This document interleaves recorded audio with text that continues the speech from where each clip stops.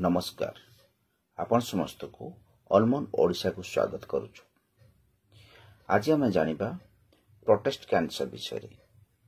युवपीढ़ी मध्य बढ़ुची protest cancer मामला।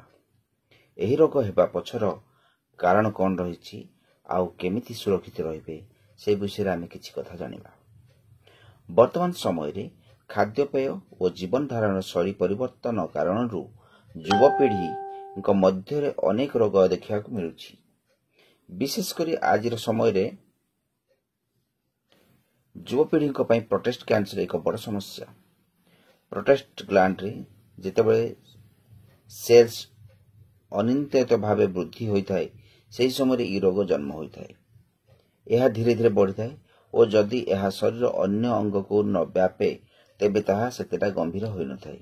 तेबे अनेक समय प्रोटेस्ट कैंसर अन्य अंग को व्यापी थाए और ताहा सही समय भयंकर होई पारे। पूर्वरु यह 60 वर्ष अधिक बयस लोकंकु संक्रमित करुवा बेले यह ताहा 30 रु 40 वर्षियों को आक्रमण करुछि। प्रोटेस्ट कैंसर कारण शरीर में जेनेटिक म्यूटेशन बोली स्वास्थ्य विशेषज्ञ कहते। जितेबाला शरीर डीएनए रो परिवर्तन होता है से समय कैंसर आशंका बढ़ी जाए। जदि परिवार कौन सदस्य एथिरे आक्रांत होइथांती तेबे आगामी पीढ़ी आनुवंशिक भाव एथिरे प्रभावित होबार संभावना रही है। एथिपई ओजन वृद्धि, चाप, रक्तचाप वृद्धि, लाइफस्टाइल परिवर्तन मध्य यार कारण होई पारे। प्रोटेस्ट कैंसर प्रारंभिक लक्षण गंभीर होई नथिबार लोक माने याकू अणदेखा करथांती। परिस्रा फ्लो न आसीबा, परिस्रा रक्त पड़िबा, परिस्रा समय जंत्रणा लागिबा, राति अधिक परिस्रा लागिबा, परिस्रा को नियंत्रण कर न परिबा, दुर्बल यूरिन सिस्टम, बैक हिप्स, पेल्विस रे जंत्रणा हेबा यार गोटे गोटे लक्षण। संतुलित भोजन करने सहित सठिक समय यथेष्ट मात्रा निद्रा जातु। प्रत्येक दिन योगासन और व्यायाम करने को भूलंतु नहीं। निजर दैनंदिन लाइफस्टाइल परिवर्तन करंतु।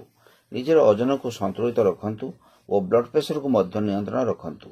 अत्यधिक मद्यपान और धूम्रपान को अवॉइड करने सह समय समय यूरोलॉजिस्ट परामर्श करने को भूलंतु नहीं। डाक्तर चिकित्सा जरिया मध्य ए रोग को दूरे दे हेबो। टेस्टिकल्स को सर्जरी माध्यम बाहर करा जाई टेस्टोस्टेरोन स्तर को कमा जाई परिबो।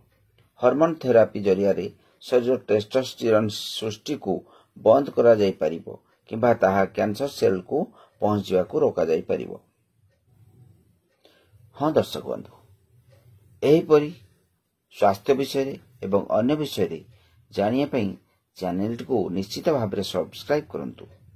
आज पई एतिकी रहुची। धन्यवाद।